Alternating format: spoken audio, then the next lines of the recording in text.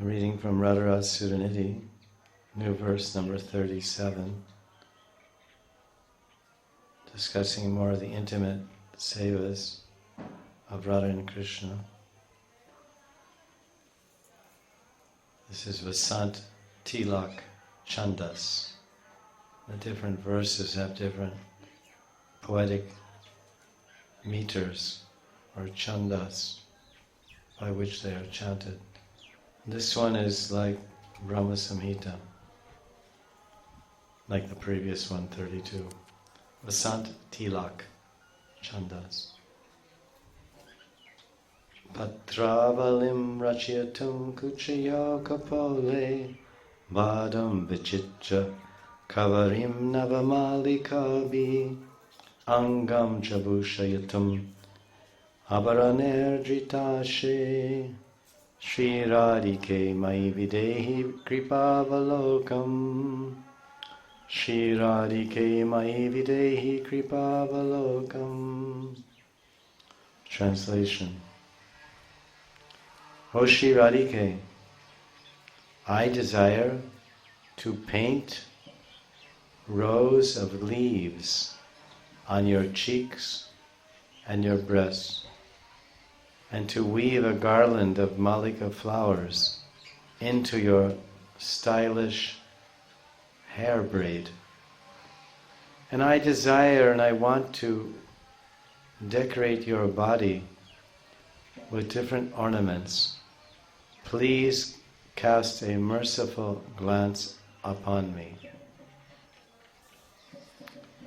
In the previous verse that we discussed yesterday, verse 32, it was also about intimate sevas of Radharani, helping her in Abhisar and decorating the kunj with a bed of flowers and leaves and collecting Krishna from his getting lost or whatever in the forest. So this is more intimate services, very personal, even more intimate. These are, again, this is another prayer for seva and mercy. And we've written in our notes that these two principles of seva and mercy, they're integral parts of bhakti. And they're interdependent on each other. The more mercy a devotee receives, the more seva he performs. Seva is mercy. Because in the spiritual world, the devotees have the most mercy of Krishna. And they're doing seva all the time. And the more attentive, this is the interrelationship. The more seva, the more mercy. The more mercy, the more seva. Now, when we do our seva, if it's done very attentively and caringly and selflessly, then that we do this service, then we attract the mercy. He or she attains more mercy from Shri Hari and Shri Guru and the Vaishnavas. It's very common to see that those devotees that are very enthusiastic to do service for Shri Guru, they are asked by Guru to do lots of service. And sometimes they, quote unquote, burn out because their service and mercy has not matched their realization of their identity. Because we have not fully identified that I am nothing but a servant. That's it. Because ego doesn't allow us to fully identify with that. There's two positions we move between, enjoyer and servant. They're competing for our attention. This is the struggle of the Vaishnava. The struggle of enjoyment and service. It's often commonly seen, new devotee comes very enthusiastic, and all the old devotees, the old monkeys in the group, they just sit around, not do much, do the basics. Radhe Radhe. So there's a relationship between kripa and seva. So Guru, when he sees the utsaha, the enthusiasm for seva, then he'll say, oh, take more seva. But sometimes we have a saturation point. We say, oh, stop, no more seva. And then we understand, when we think we have too much seva, that means we haven't realized that we're a servant. When we think, I have Krishna or Guru has given me too much seva, and what do we usually say? I have too much seva, I don't have time for my self.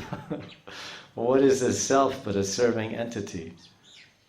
So this whole book and all the books of the Goswamis and the hankering and Manjaris through bhajan, they say, give me mercy, give me seva, and I'm meditating on the seva, and then by your mercy I see it, I enter it, I perceive it.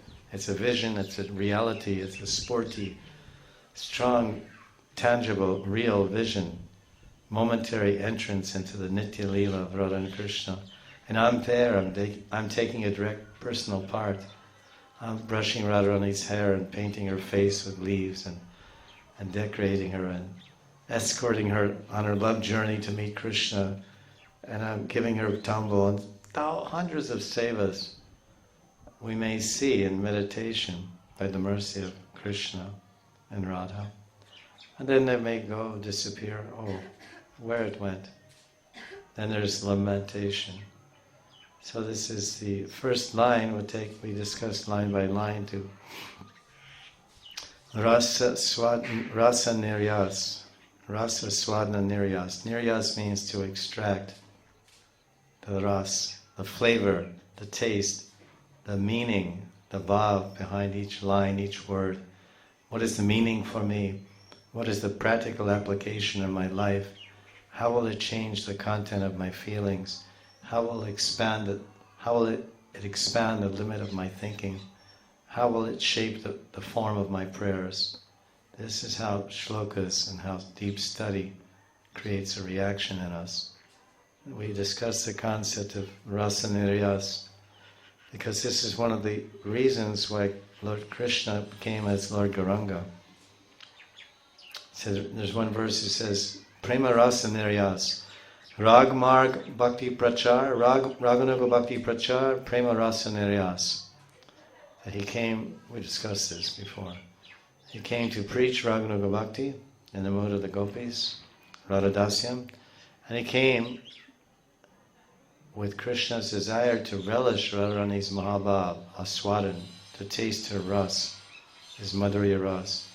And niryas means to extract, and the analogy it's given, which we're repeating, maybe you heard before, it's very easy to see it in India. The sugar cane wala, the sugar cane, he takes it one time, long, full, and puts it through the grinders. You have a sound effect and everything. And then it comes some juice, and then he takes it and he folds it in half and puts it through. And he takes that half and folds that half in quarters. And he puts it between these steel rollers which compress and extract every single drop. And when it's done, it's drier than sawdust. There's not a drop of moisture in that cane sugar stalk. It's dry, rasa-less. That's niryas. That's extracting every drop of ras. So Lord Krishna came as Gauranga, prema ras niryas, to squeeze and taste every drop of the beautiful prem ras, madhurya prem, parakya bhav of Radharani's heart, her beautiful heart. He didn't want to miss one drop. So precious, so attractive, so sweet, so valuable, so desirable. So this is why Krishna came as Gauranga. And preaching Harinam Sankirtan, these are the external reasons. But internally, there's another purpose. So in line 1, the Saraswati Pad is expressing his desire as a sadhaka and sharing with us his experience. So line 1 is he's expressing this seva, which is much more intimate than the previous one of simply escort seva for Radharani to the Nikunj Abhisaritam. Nikunjam Abhisaritam. Escorting Radharani, then collecting Krishna and making a flower bed, that's not so intimate. But here he's saying, Patravalim Rachiyatam Kuchaya Kapole. He's right there, the mantra is right directly touching Radharani's body. I want to touch your cheeks. Kapole means cheeks. And the fourth canto of Bhagavatam, there's a story of Dhruv, as they say in India. Dhruv. We say Dhruva. They say Dhruv. Dhruv Maharaj, Dhruva, who was a boy wonder, who was a 5-year-old yogi who was fully in control of his senses, and so much so that he terrorized the whole universe. And he inhaled in his pranayama and he absorbed every single bit of air in the entire universe. The demigods couldn't even breathe. They complained to Vishnu, this little yogi, he's doing pranayama, but we can't breathe. Now that's really a master of pranayama. When you do the Rechaka and Kumbhaka or whatever it is, and you take one breath and you take all the oxygen of the entire universe. They're all choking, Brahma and Shiva and Indra. Oh, I can't breathe. And there's a little boy in Madhuvan in Vrindavan making a big scene. He's terrorizing the whole universe. 5-year-old boy sitting in Dhruvatila, a small hillock in Madhuvan near Mathura. So finally Vishnu came, gave him darshan, said, what do you want? And he was stunned, and he was exhibiting sattvic vikara stamba. He was stunned, he was speechless.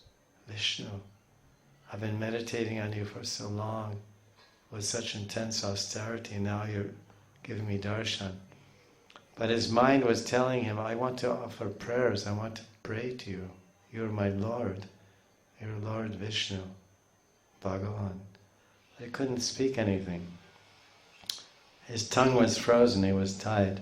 So there, it's told in the Bhagavatam, 4th canto, that Vishnu, because Vishnu has 4 objects in his 4 hands, and club, and gada, and his padma, lotus, and conch, shank, and the chakra.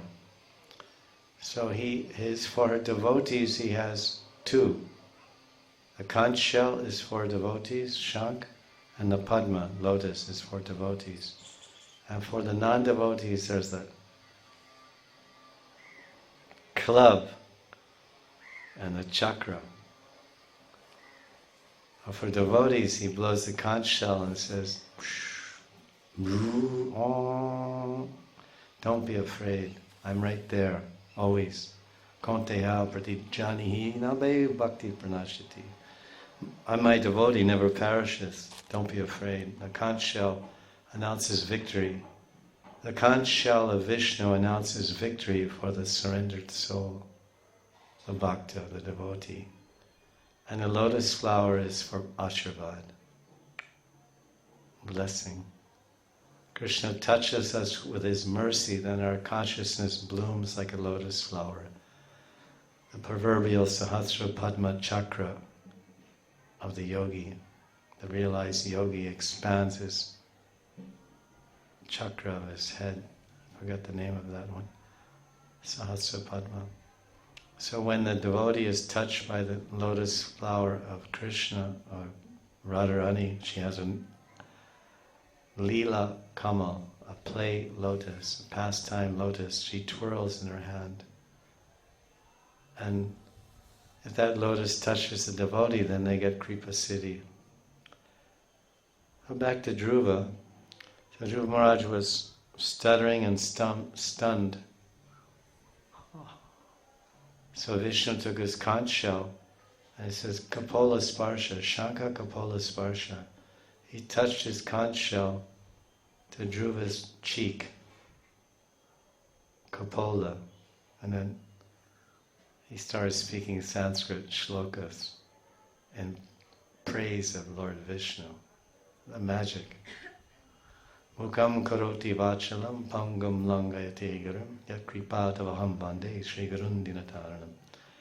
There's one verse from Bhavishyottara Upanishad, or Bhavishyottara Tapani, whatever. It's a glorification of Guru. Mukam karoti vachalam pangam langayate girim. By the mercy of Guru, a fool can speak beautiful poetry. A lame man can cross over mountains, and a blind man can see the stars in the sky. Mukam karoti vachalam pangam langayate girim. Yat kripatoham vande. So the mercy of Vishnu or the devotee makes amazing things happen.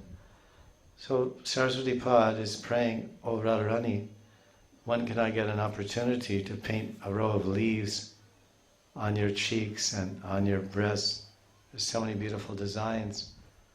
So this first verse, the first line of the verse, Patralim Rachiyatum Kuchiya Kapole. Kapole means cheek, as I mentioned. Kapole. It describes the first desired service by the Kinkari, who I use the term Navadasi. Because Navadasi means new maidservant, you or me or anyone, because his desire, Saraswati Pad, should become the shape of our desire. I want to do this also. And I will do this. Someday I will do this. I'll do it now in my prayers.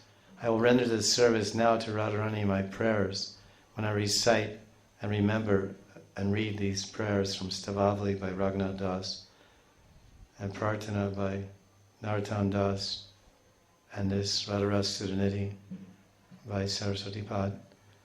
I'm reading them and I'm meditating and I'm desiring and I'm praying, and someday I will directly do. We have to see. You have to see what you want to be. Then you may become.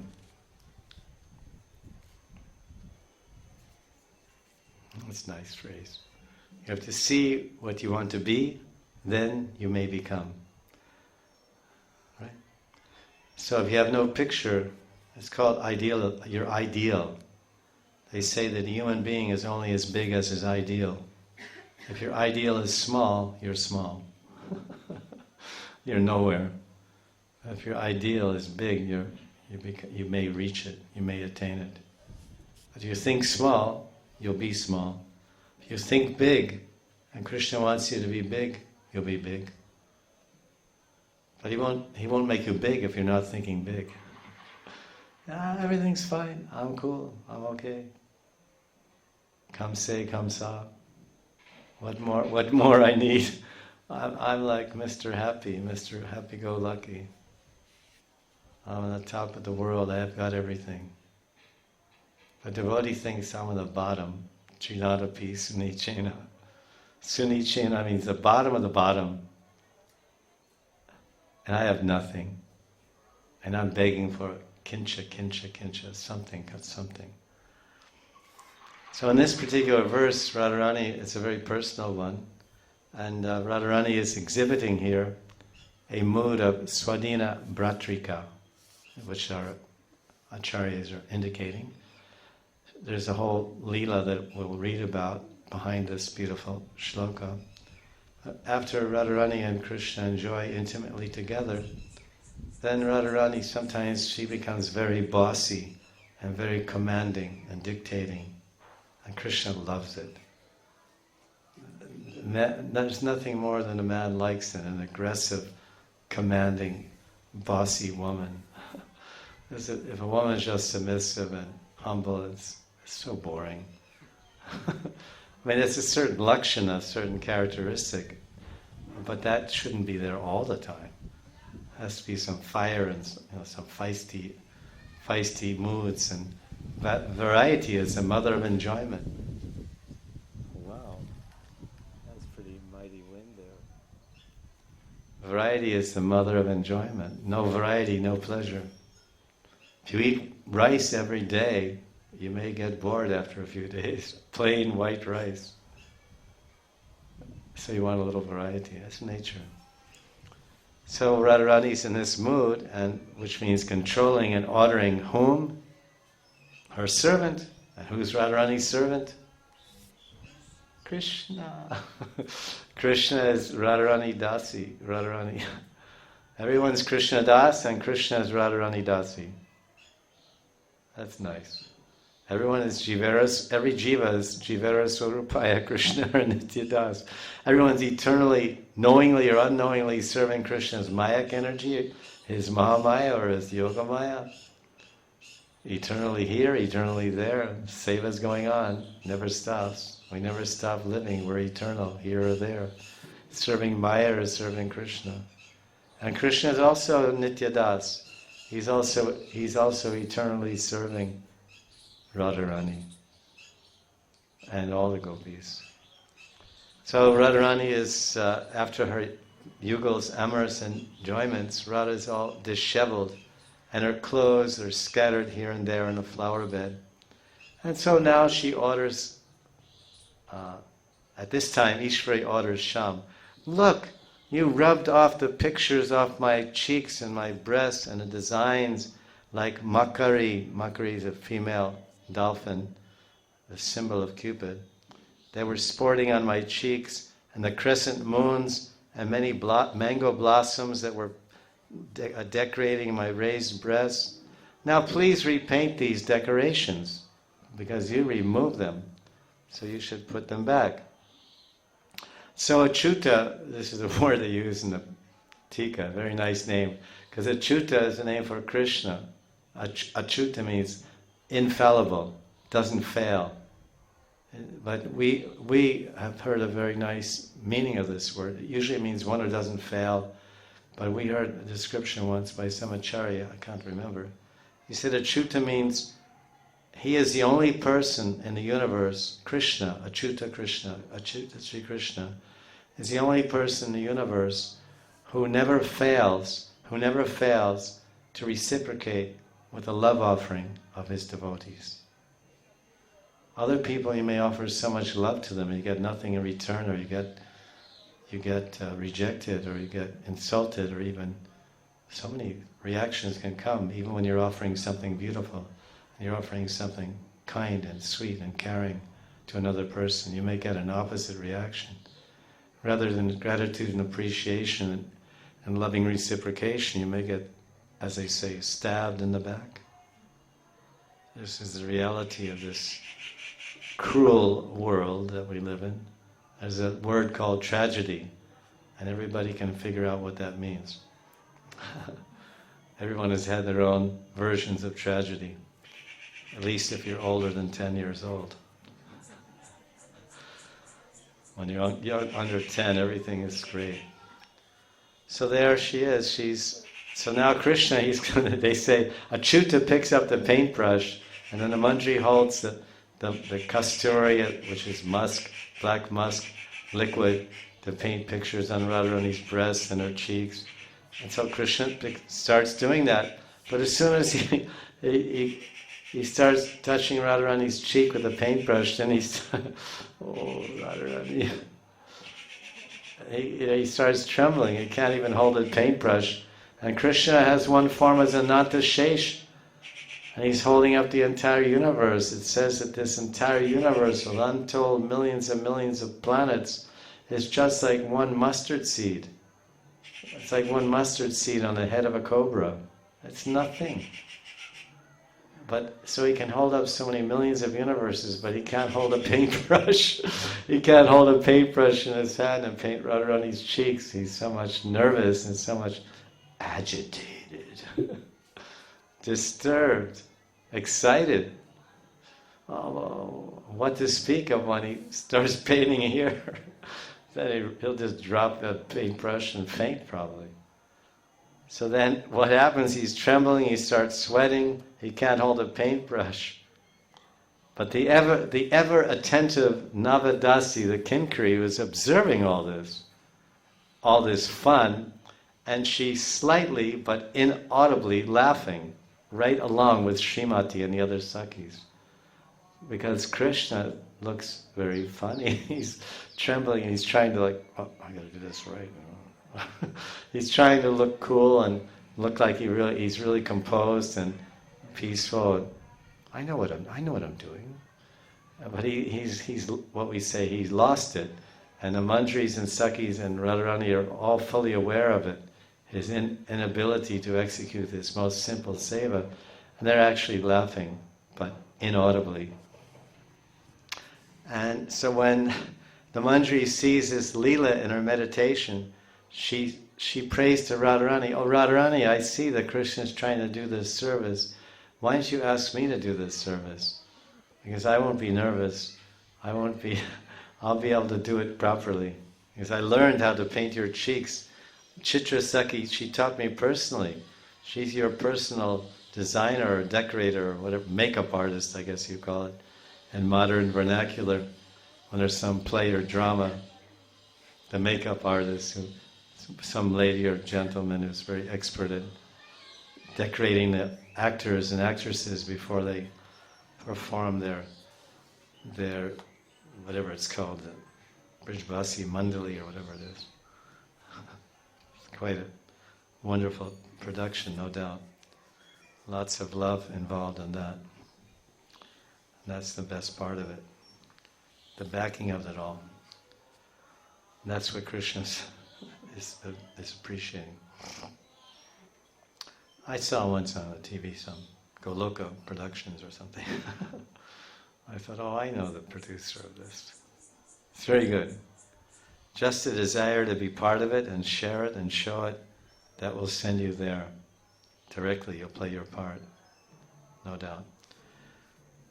So this is, she's praying like that as a Chaturi Paricharani, which is a term that is used throughout Radha-Suranidhi to describe Dasi. Kinkari Dasi Anucharani Paricharani.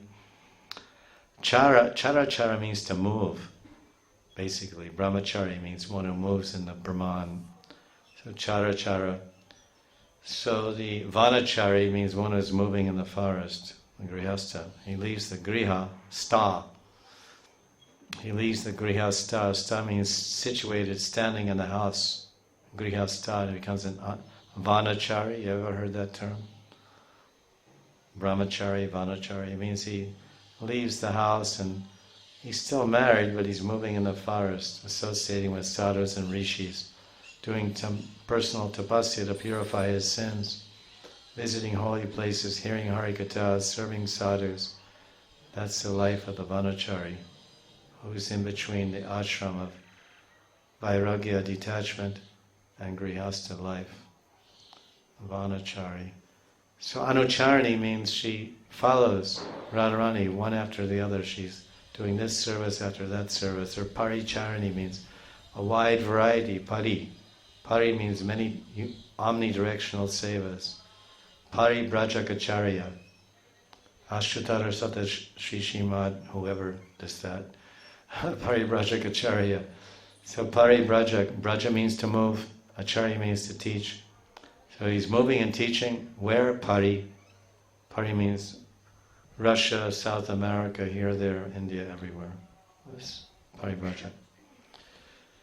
So so now the Manjari is praying and she picks up the paintbrush and she very expertly paints leaves on Radharani's breasts and mango blossoms and crescent moons.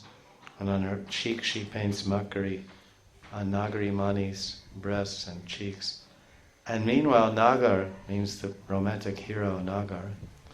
Yashamati Nandana Brajabaro Nagara. Brajabaro Nagara. So the Nagar, Sri Sham, he's watching. Oh, and Manjari, Navadasi's doing such an expert job, so carefully, so lovingly, so relaxed. She's not trembling.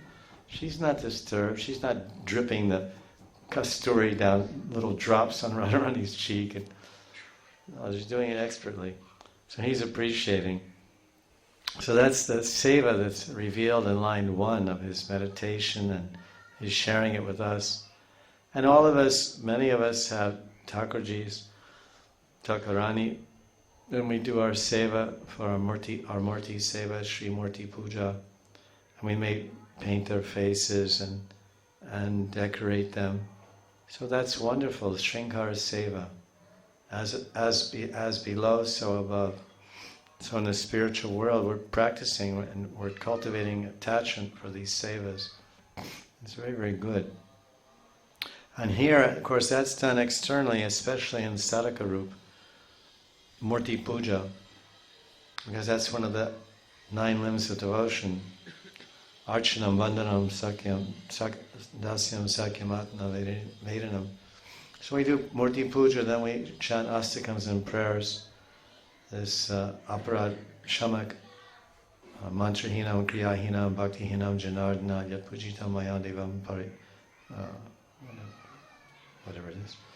We pray, please forgive me any offenses I've made in this puja. There's several prayers. We pray for forgiveness, Shamak, forgiveness for our offenses, and Vaidhi sadhana. But in Raganuga sadhana and Raganuga bhakti, the primary cultivation, or the main cultivation, is mental. Manasi seva, the mind. So physical seva, external murti puja, murti seva, is meant to make, the purpose of that is to create deep and strong sanskaras in our chitta, in the storage area of our intellect, where all of our activities and experiences are recorded life after life. So we have strong sanskaras. That's why, because of doing something life after life, there's a natural proclivity or inclination to be attracted to that same activity in this life. We see, for example, case in point, deity worship or deity puja, murti puja. Indian children at the very earliest age, or maybe children born in devotee families because they have such extraordinary backgrounds also, especially Indians who we see, at very earliest age, immediately they get their deities and they're doing their puja at 3 years old, 4 years old. They have the little Krishna or Gopal, even Radha and Krishna. It's natural, it's svabhavik.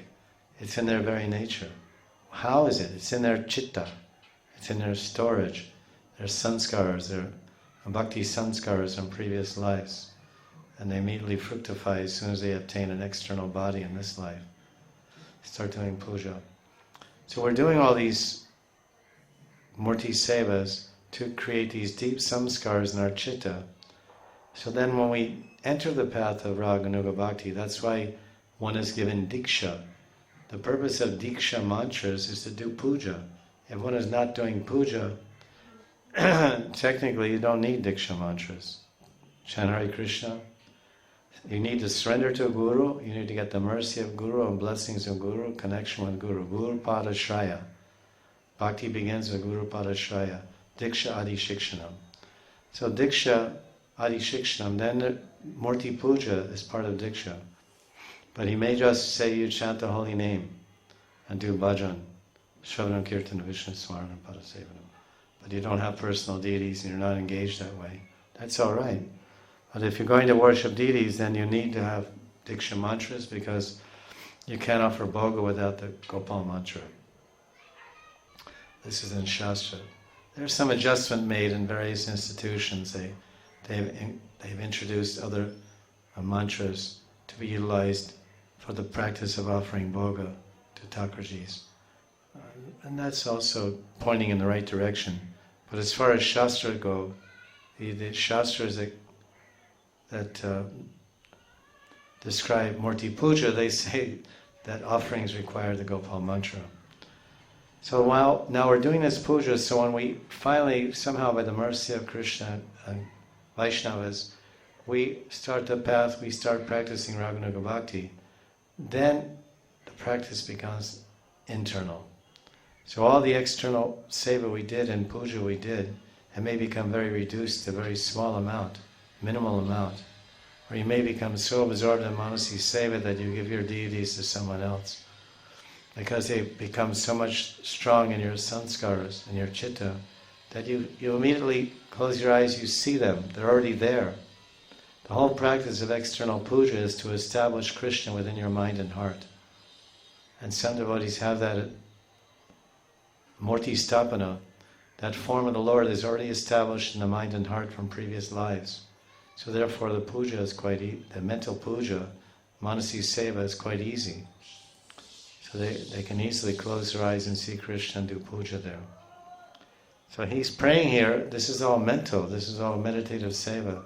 He's praying, when can I do this beautiful service of painting Radharani's breasts and her cheeks with patra. Patra means Pachavalim Rachiyatam Kuchya Kapole. Kuchya Kapole. Kucha and Kapole. And Patra, leaves.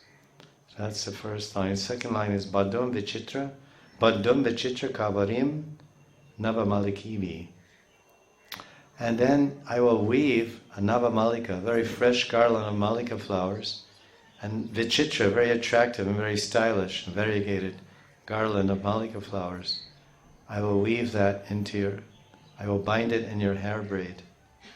You see, of course, and maybe you do also, ladies, they decorate their hair braid with fragrant flowers, especially in South India, you often see. When you go to temples in South India, the ladies dress up for the pleasure of Vishnu, and they wear flowers, usually mogra or malika, some fragrant flowers, arrangement dangling from the back of their hair or whatever. It looks very attractive. So Radharani, she wears like this. So this is the second service that Saraswati Pad is meditating on and praying for. And actually, when one practices Manasi Seva and doing all the things in the mind, like all these sevas to Radharani in the mind, the form of the Lord the form of Radha and Krishna or Radharani becomes much stronger, imprinted in the mind, even than if you're doing external puja. Because the whole form that you have to create that form in your screen of your mind and the screen of your heart. And every day when you sit to meditate, you recall that form. I once asked my guru, I said, what form of Krishna should we meditate on when we close our eyes? He said, the form that you see in your mind when you close your eyes. I said, well, not everybody just closes their eyes. He said that form that arises when you close your eyes, that form of Krishna and Radharani that arises in your mind, that form you worship. I said, okay. I said, what if that doesn't happen spontaneously and automatically? Can you implant, or maybe that's the proper word, can you transport or implant the form of a deity or a photo of a famous deity that you're attracted to in your mind? And he said, that's not the way, but you can, it's better than nothing. He said, because when if you have chanted sufficiently, Krishna's form will arise in your mind. It's one thing to read this in the Sandarbhas, Bhakti Sandarbha. Jiva Goswami writes about the krama, the steps of progress in bhajan. As one chants the name, then the form of Krishna will gradually arise from the chanting of the holy name, in the form of Radha. And as one goes on, the form will arise, then the form will reveal qualities within your mind and heart. Then eventually the form of Krishna and Radha, arising from the pure chanting of the name, will start enacting leelas in the mind and heart. When you close your eyes and meditate and chant, or even don't chant, the name will become the roop. The roop will exhibit the qualities, and the qualities will display various pastimes, all which will be seen in the screen of the mind of the meditative Raganuga Bhakta at a higher, advanced and purified stage. So he's saying if that you can do that, but the form of Krishna should be arising, and the form of Radha should be arising in your mind from your chanting. I said, okay, Hare Krishna, more rounds please. More japa please. More rounds. Another 4 and another 4 and another 4 and another 4 and another 4. 4, 4, 4, 4, 64. 4, 4, 4, 128. So no matter how you cut it or how you see it or how you try to bend it or reshape it or modify it or reduce it or make it easier, the bottom line is chant, chant, and chant some more. As difficult it is, as tasteless as it is, we have no attraction, no interest, no ruchi, but there is no other way. Brihad Naradiya Purana says that is it. There's no way out. You can't go invent something new or try something different. No matter what you do, you're going to get back to square one. Chant Hare Krishna. Harinam, Harinam, Harinam eva kevalam, kalo nasteva, nasteva, nasteva, gatir, gatir, anyata. Anyata means not other, no other. There is no other way. Harinam, Harinam, Harinam, Harinam, Harinam. Chant till your head falls off, and then keep chanting. And chant till your tail falls off, and keep chanting.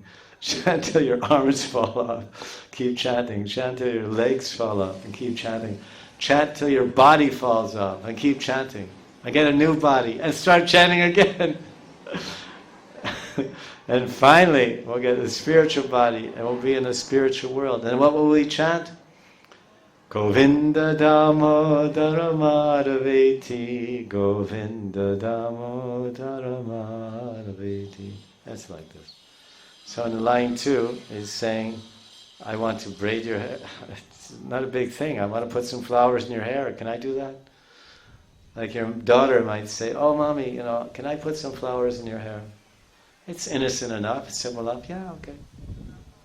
Do it right. Yeah, I'll do a good job. So here's a little girl, she's 12 years old. She's not your daughter, it's you. You're the Kinkari, you're the maidservant of Radharani. And this is your big sister. It's your Sakhi. Sakhi means my girlfriend. Don't get too distant from all these Sanskrit terms and make it too complicated. Oh, Sakhis and Manjaris. No, it's one young teenage girl and another pre-pubescent girl. One 12-year-old girl, one 14-year-old girl. Radharani's 14, the Manjari's 12.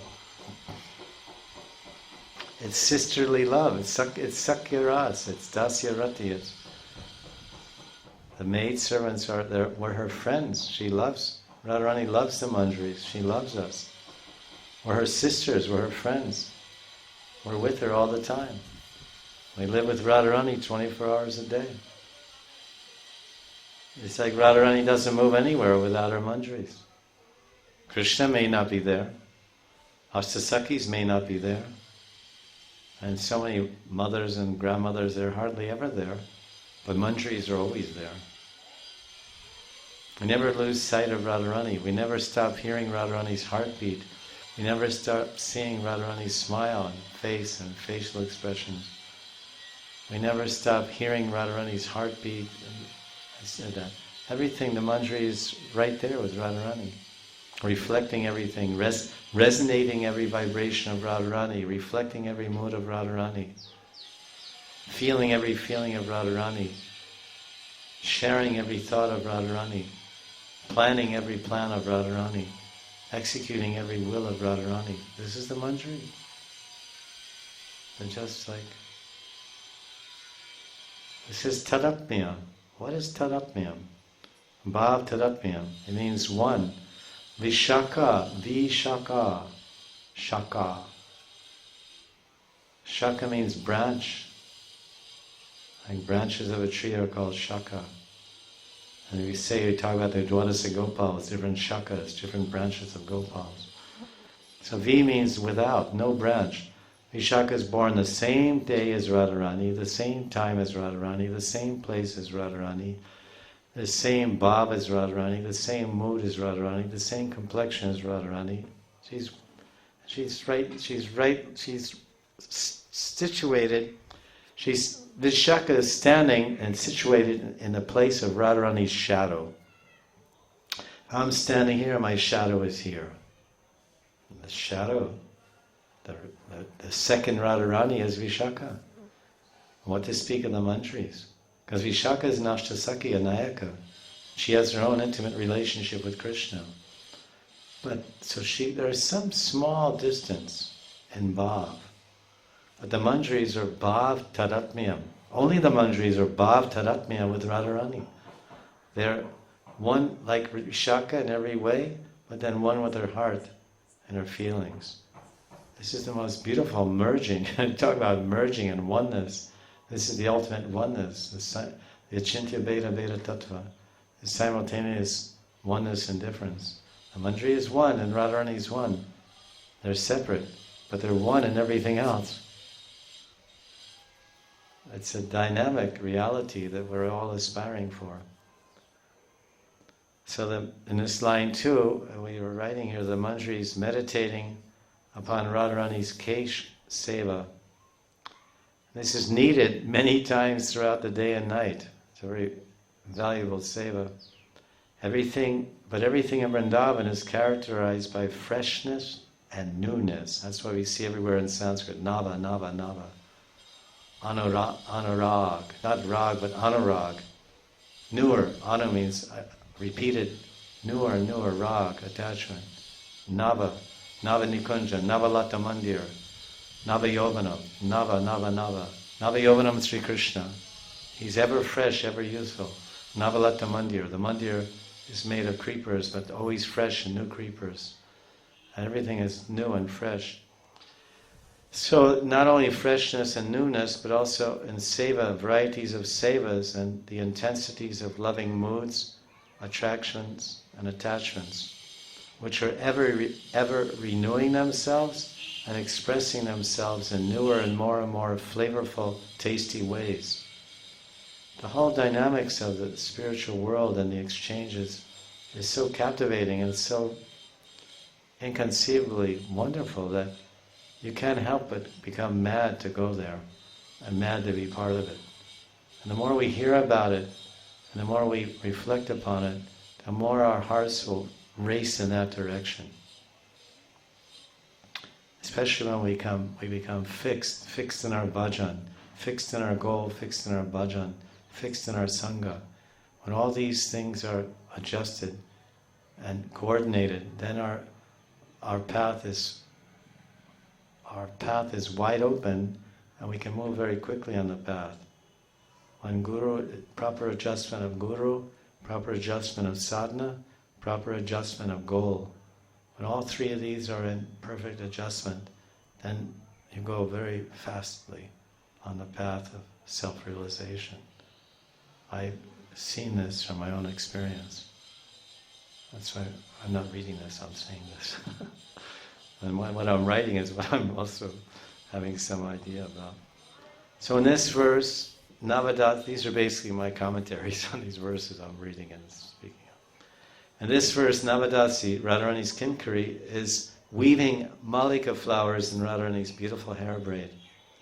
And then next time it will be bakul flowers, and the next time she'll put peacock feathers, or sometimes gunjamala, nava. Something new.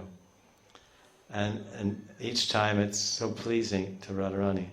So there's so many, these are all described, and there's many more unlimited styles and arrangements that can be done with Radharani's hair braid. I mean, the sky, they have this phrase, the sky is the limit. I mean, the sky is limitless. Where does it end? It goes on and on. So seva and the varieties of seva for Radharani, for her pleasure and satisfaction, happiness, they go on and on and on. Oh, today I'll weave this. Oh, today I'll weave a gunjamala in one side, and then one side will be a gunjamala, and the other side will be a bakul mala. That's the unlimited realm of meditation. Because the external world, if you're sitting somewhere in Europe and there's snow everywhere, where do you go get a nava gunjamala? Where do you pick a fresh gunjamala? Well, there's snow everywhere. Here, you go to the Manasa market. You go to the Manasa market. The Manasa market means the big shop, the mall, Manasa Mall. Manasa means mind. You go to the big mall store in your mind. And there's a brand new Gunjamala store that just opened up. They have racks and racks of just plain white Gunjamalas, and racks of just red and black ones, and racks of mixed ones, and all combinations. I want 5 of these and 5 of these. How much? Oh, it's 10 rupees. So in the Manasa shop, in the Manasa mall, you can collect unlimited paraphernalia for Radharani Seva. There's no shortage. That's why external puja and external seva is so limited. It's a limited realm. What can you do externally is limited. How strong are you? How wealthy are you? How much resources do you have? How much facility do you have? It's all limited in every way, and even the availability of quality and worthy things to offer to Radha and Krishna. Where do you get pure saffron? Where do you get pure chandan? Where do you get pure milk? Where do you get so many things? Musk. Where do you get musk? Kasturi. All these things. Kunkum. Where do you get pure kunkum? It's all just some red chemical powder. All these things are very dear and rare and impossible to find, and every day they're disappearing more and more and becoming more and more costly. When I first came to India in '77, I was buying deity paraphernalia. So we bought marked, certified Mysore, because the Mysore government was controlling. Then they sold it to the Karnataka silk works. But originally the Mysore government, which was under the control of the king of Mysore, they were selling pure sandalwood. So you could buy 1 liter of pure sandalwood oil, really amazing fragrance, I can't forget to this day. Pure sandalwood, 1 liter for 7,000 rupees. Big aluminum can, maybe you've seen. Big can like that, we buy 3 or 4 or 5, 6 liters. And just the cork, it had a piece of cork, cork, this little brown thing. And you just go, you practically faint. It was so fragrant and so cooling. Now you can't even buy pure sandalwood oil. And if you could buy 1 liter, God, I don't know what it would cost. I can't imagine. I don't know. 7 lakhs or something like that. I don't know, 8 lakhs. 7,000 rupees to 8 lakhs. 800,000 lakhs. 800,000 rupees. If you can, and you won't even be the same. So, but here, everything the best for Krishna. And we know that that's the principle of devotion. You never offer anything used to Guru. You never offer anything used to Krishna. It's always the best that you can buy. Whatever the best thing you can buy is some 10 rupee mala. What do you offer a 10 rupee mala? If you have more money, offer 100 rupee mala. A big long one or whatever, but special one. They have all different prices. So this is, the Manasi world is so beautiful. It's such a beautiful realm of seva and unlimited paraphernalia and unlimited variegatedness. So this is what we're saying here. He's saying, I will weave a garland of flowers in your stylish hair braid. So the Manjari is praying, the Sadhaka Manjari is praying and expressing her desires for seva, that she wants to do this for Radha's sweet, for her pleasure, the sweet personal seva. And I have a small comment which I mentioned yesterday about the ocean of desire. This whole material universe is floating in the ocean of desire. I think it was coming from here. But desires, this is all we have. We're full of so many selfish material desires. Desires can free one, or desires can enslave one. So this is the whole idea of these books, is to change the type of desires we have. And change the quality of our desires. So we can become free from this whole material samsara by desiring all like these books. All these books and these sevas are teaching us how to desire, how to think, how to want. Because we have already so many inbuilt wants and so many inbuilt quote-unquote needs. But when these books and these desires for seva become our needs and our wants, then we'll see how our minds become very pure just by changing the course of our desires. That's why we're told by our acharyas, by our Raghunaga gurus, that we should read these books over and over again. These prayers, there's a selected group of prayers, and you read them over and over again. When will I do this seva? When will I do that seva? When will I do this and that seva? And I want this, because everywhere he's saying, when, kada, or kabe, which means when will I do this? And he's also saying, I want to do this. I want to do this seva. So we're kind of programming our mind and our hearts, because what's in our minds and heart is unlimited storehouse of selfish desires that we've collected. We've collected a huge storehouse of desires there in our chitta, a huge storehouse of desires over many, many thousands and thousands of births. It's all there, we can't deny it, despite how many lakhs and lakhs of holy name we may be chanting. Still that reservoir is like, how many drops of water are there in the Atlantic Ocean?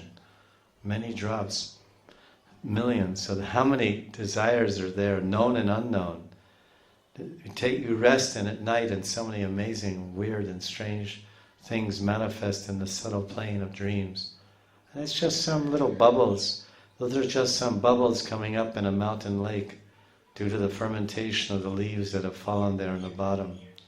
The leaves of the trees surrounding that lake, they fall and decompose in the bottom of the lake with the mud and the sulfur and all these things. And little gas bubbles, boop, boop. Little gas bubbles come to the surface of the lake, boop, boop. You must have seen if you have any nature experience. So this lake is the lake of consciousness, the lake of the sanskar, and these bubbles are desires. Toot, toot, toot. So when we sleep, then that lake, we're not watchful. We can't watch what bubbles come up in that lake. When we're conscious, we have an opportunity to control our bubbles, control our desires that may arise in our consciousness. When we're sleeping, boop, boop, they come up. All these bubbles are the fermented desires in the bottom of our lake of our consciousness from this life and last life. And it combines in so many amazing ways. Half the dream you're a devotee, and half the dream you're a karmi, and you're overlaying identities in different places and planes, and what was it, and what is it? Who was I there, and how many identities I had, and who are those people, what was I doing? So this is the vast uncharted region of the subconscious. So we really have a lot of re-grooving to do, and re-carving of our chitta. It's like sculpting. Sadhana is a type of sculpting. A sculptor, he takes some marble and he chips at it, and he has a picture of what he wants in his mind. I'm going to make this Murti of Krishna, and he's cutting away, chipping.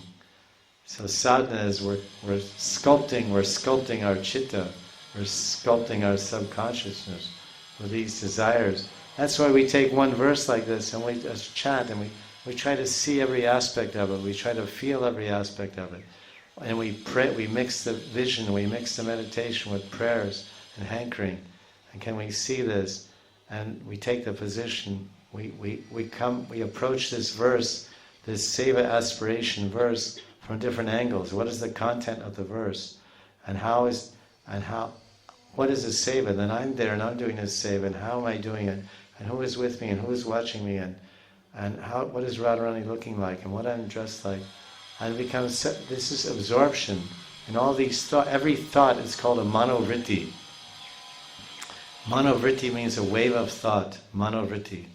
So every thought we make, it registers, makes a hairline etching in our chitta, every thought. So that's why Krishna says, always think of me, manmana bhavamad bhakto, manmana bhavamad bhakto, madhyaji mam namaskru, mame vaisyasi satyante prati jane priyosime. Always think of me, become my devotee, worship me, and offer your homage unto me, obeisances to me. And this way you'll come to me, and you'll be very dear to me. So this type of thinking and analyzation and absorption in every aspect of one particular shloka, it's so much purifying for the chitta, because it's creating so many new layers of thought, new layers of desire, new layers of feeling, and new layers of inner experience. This is what means sadhana. This is the meaning of sadhana. Cultivation, practice, meditation. So we're out of time today.